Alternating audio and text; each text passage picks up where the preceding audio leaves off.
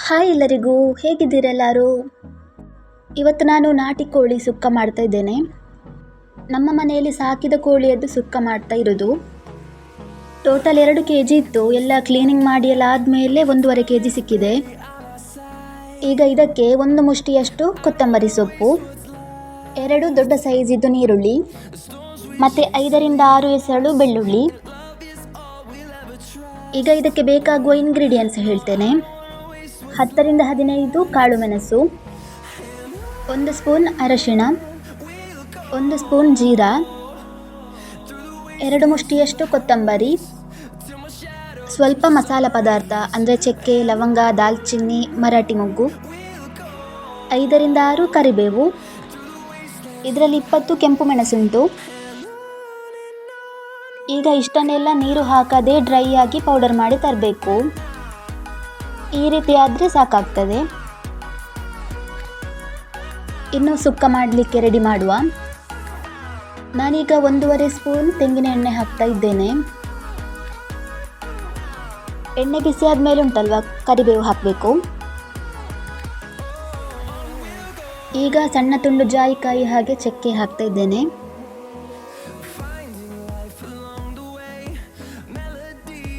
ಇನ್ನು ಕಟ್ ಮಾಡಿಟ್ಟಂತಹ ನೀರುಳ್ಳಿಯನ್ನು ಹಾಕಬೇಕು.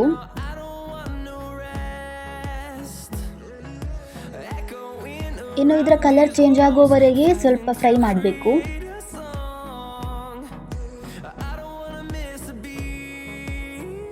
ಈಗ ಇದಕ್ಕೆ ಅರ್ಧ ಸ್ಪೂನ್ ಅರಶಿಣ ಹಾಕ್ತಾ ಇದ್ದೇನೆ.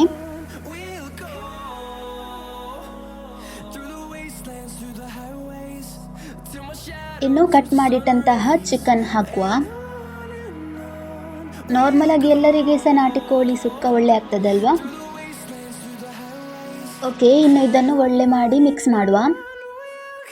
ಇನ್ನು ಸ್ವಲ್ಪ ಹೊತ್ತು ಬೇಯಲಿಕ್ಕೆ ಬಿಡುವ. ಈಗ 20 ಮಿನಿಟ್ಸ್ ಆಗಿದೆ ಇದು. ಇದಕ್ಕೆ ಈಗ ಹುಣಸೆ ಹಣ್ಣಿನ ರಸ ಹಾಕ್ತಾ ಇದ್ದೇನೆ. ರುಚಿಗೆ ಬೇಕಾದಷ್ಟು ಉಪ್ಪು ಹಾಕಿಕೊಳ್ಬೇಕು. ಈಗ ಇದನ್ನು ಮಿಕ್ಸ್ ಮಾಡ್ತೇನೆ. ಇದು ನೋಡಿ ಕೋಳಿದ್ದು ಮೊಟ್ಟೆ. ಈಗ ಇದನ್ನು ಸಹ ಆ್ಯಡ್ ಮಾಡ್ತಾ ಇದ್ದೇನೆ. ಆಗ ಕಟ್ ಮಾಡಿಟ್ಟಂತಹ ಬೆಳ್ಳುಳ್ಳಿಯನ್ನು ಕೂಡ ಹಾಕ್ತಾ ಇದ್ದೇನೆ. ಇನ್ನು ಮಸಾಲ ಪೌಡರನ್ನು ಹಾಕಿದ್ರಾಯಿತು. ನೀರು ನಾನು ಆ್ಯಡ್ ಮಾಡ್ತಾ ಇಲ್ಲ, ಆಲ್ರೆಡಿ ಇದರಲ್ಲಿ ಉಂಟಲ್ವ, ಹಾಗಾಗಿ.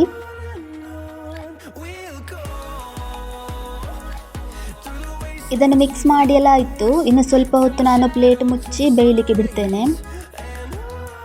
ನಿಮಗೆ ಎಂಥ ಸ್ಪೆಷಲ್ ಇತ್ತು ಅಂತ ನನಗೆ ಕಾಮೆಂಟ್ ಮಾಡಿ. ಈಗ ನೋಡಿ ಒಂದು 80% ಇದಾಗಿದೆ.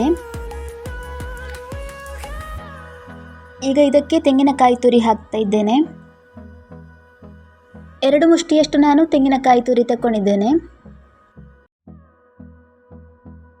ಇನ್ನು ಇದನ್ನು ಚೆಂದ ಮಾಡಿ ಮಿಕ್ಸ್ ಮಾಡಬೇಕು. ಇದಕ್ಕೆ ಉಂಟಲ್ಲ ನೀರು ದೋಸೆ ಇಲ್ಲದ್ರೆ ಪೆಲಕಾಯಿ ಗಟ್ಟಿ ಅದೆಲ್ಲ ಇದ್ದರೆ ಭಾರಿ ಒಳ್ಳೆ ಆಗ್ತದೆ ತಿನ್ನಲಿಕ್ಕೆ.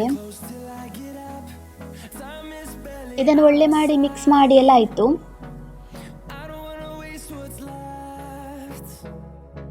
ಇನ್ನು ಲಾಸ್ಟ್ ಸ್ಟೆಪ್, ಕೊತ್ತಂಬರಿ ಸೊಪ್ಪು ಹಾಕಿದರೆ ನಮ್ಮ ಚಿಕನ್ ಸುಕ್ಕ ರೆಡಿ ಆಗ್ತದೆ. ಓಕೆ, ಈಗ ಇದನ್ನು ನಾನು ಒಂದು ಪ್ಲೇಟಿಗೆ ಸರ್ವ್ ಮಾಡ್ತಿದ್ದೇನೆ. ನೀವು ಕೂಡ ಈ ರೆಸಿಪಿಯನ್ನು ಟ್ರೈ ಮಾಡಿ, ಹಾಗೆ ಹೇಗಾಗಿದೆ ಅಂತ ನನಗೆ ಕಾಮೆಂಟ್ ಮಾಡಿ.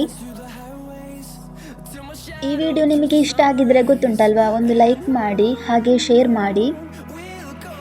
ಸಬ್ಸ್ಕ್ರೈಬ್ ಮಾಡದೆ ವಿಡಿಯೋ ನೋಡ್ತಾ ಇದ್ದೀರಾದರೆ ಪ್ಲೀಸ್ ಸಬ್ಸ್ಕ್ರೈಬ್ ಮಾಡಿ. Thank you.